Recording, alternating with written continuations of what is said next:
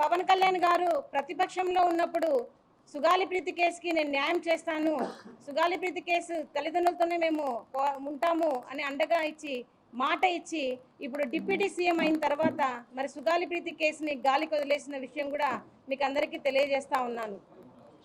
మరి ప్రతిపక్షంలో ఉన్నప్పుడు అంతగా మాకు అండగా ఇచ్చిన మరి జనసేనాని గారు మరి ఈరోజు ఎందుకు సుగాలి ప్రీతి కేసు గురించి పట్టించుకోవడం లేదో ఈ మీడియా తరఫున నేను ప్రశ్నిస్తాను అన్నగారిని.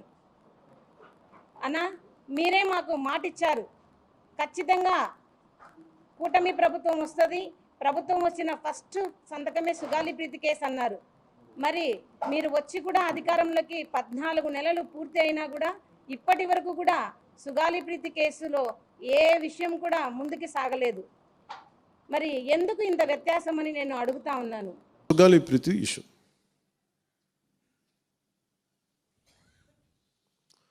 పండ్లున్న చెట్టుగా రాళ్ళు పడతాయంటారు.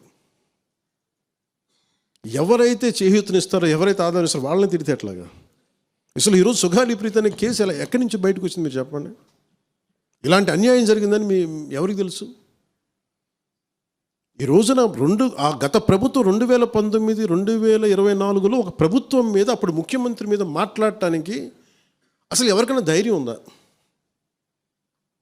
ఒక ముఖ్యమంత్రిని ఒక మాజీ ముఖ్యమంత్రిని ఆ టైంలో అరెస్ట్ చేస్తే రావడానికి ఎవరు లేరు రోడ్ల మీద.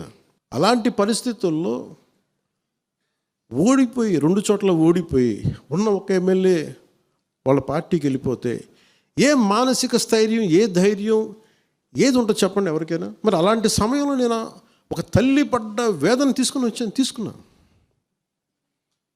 నాకే సరదానా 2 లక్షల మంది జనం మధ్యలో నడుచుకుంటూ వెళ్ళి ఆ సమస్యను హైలైట్ చేసి వాళ్ళు సిబిఐకి ఇచ్చారు. సిబిఐకి ఇస్తే మన ఇంటర్నల్ పేపర్ వర్క్ మనకి ఎలా తెలుస్తుంది? ఇంటర్నల్ పేపర్ వర్క్ వాళ్ళు ఇస్తే వాళ్ళు ఏంటంటే జీవో రిలీజ్ చేశారు, మా దగ్గర నుంచి వెళ్ళింది కానీ ఎక్కడికి వెళ్ళాలో అక్కడి నుంచి ప్రొసీడ్ చేయాలి, అక్కడ ఆపేశారు. హోంశాఖ నుంచి వెళ్ళి సెక్రటేరియట్లో ఎక్కడో నెక్స్ట్ ఫైల్ ఢిల్లీకి వెళ్ళాల్సిన అక్కడ ఆపేశారు. మేము హోంమంత్రికి మేము సిబిఐకి పంపించేసాం అంటే లెటర్ చేశారు, లాక్ చేసి లాకర్లో పెట్టారు. ఇది జరిగింది. ఈ ప్రాసెస్లో ఏం చేశారు, వాళ్ళకి ఈ కేసు కొంచెం సెన్సిటివ్ కేసు కాబట్టి మీకు చెప్తాను. సుగాలి ప్రీతి నేను ఎందుకు కొంచెం సున్నితంగా మాట్లాడాలి ఈ విషయం ఏదంటే, మీకు ఒక అన్యాయం జరిగినప్పుడు, ఎవరికైనా ఒక అన్యాయం జరిగినప్పుడు మనం ఏం చేస్తామంటే నాకు ఆ వ్యక్తికి శిక్ష పడాలి, ఇంకింతే ఉండాలి. వాళ్ళు ఏం చెప్తున్నారంటే, ఎవరైతే ఈ వెనకున్నారో మరి గవర్నమెంట్ ద్వారా వచ్చారు, గత ప్రభుత్వం ఎలా వచ్చారో వాళ్ళు ఏం చేశారంటే, మనం పెట్టిన ఒత్తిడి ఆ రోజు 2 లక్షల మంది మనం జనంతో తీసుకెళ్ళి అది నేషన్ వైడ్ ఇష్యూ అయ్యేటప్పటికి వాళ్ళు చేసింది ఏంటంటే, మనం చేసిన పోరాటం వల్లే ఎస్సీ ఎస్టీ అట్రాసిటీ కేసు బాధితులకు చట్ట ప్రకారం ఇచ్చే ప్రయోజనాలు, పరిహారాలు వారి కుటుంబానికి దక్కాయి. కర్నూలు రూరల్ మండలం దిన్నెదేవరపాడులో 5 ఎకరాల వ్యవసాయ భూమిని కేటాయింపబడింది.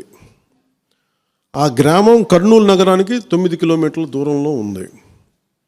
ఈ రోజున మార్కెట్ వాల్యూ కనీసం ఎకరాకది వాళ్ళు చెప్పడం మీరు క్రాస్ చెక్ చేసుకుని 2 కోట్ల వరకు ఉంటుందని చెప్తా ఉన్నారు. వీరి కుటుంబానికి కర్నూలు కార్పొరేషన్లో కల్లూరు వద్ద 5 సెంట్ల ఇంటి స్థలాన్ని కేటాయింపు చేసిన ప్రభుత్వం. సెంటు 10 లక్షల నుంచి 15 లక్షల వరకు ఉంటుంది. పాప 2 తల్లిదండ్రులకి రెవెన్యూ శాఖలో జూనియర్ అసిస్టెంట్గా ఉద్యోగం ఇవ్వడం అయింది. ఇది కాకుండా ఇవి మన పోరాటం వల్ల ఒత్తిడి పెట్టడంలో వచ్చినాయి. ఇవి కాకుండా నేను ఫస్ట్ టైం ఛార్జ్ తీసుకోగానే మొదట చెప్పిన మాట, పాపకి న్యాయం జరగాలి, ఏమేమి జరిగిందని సిఐడి చీఫ్ని నేనే తెలియజేశాను. డీజీపీ గారికి పంపించాను, అప్పుడు డీజీపీ గారికి తిరుమలరావు గారు, అలాగే సిఐడి అధికారులకు చెప్పాను, ఉన్నతాధికారికి, హోమ్ మినిస్టర్ గారికి చెప్పాం.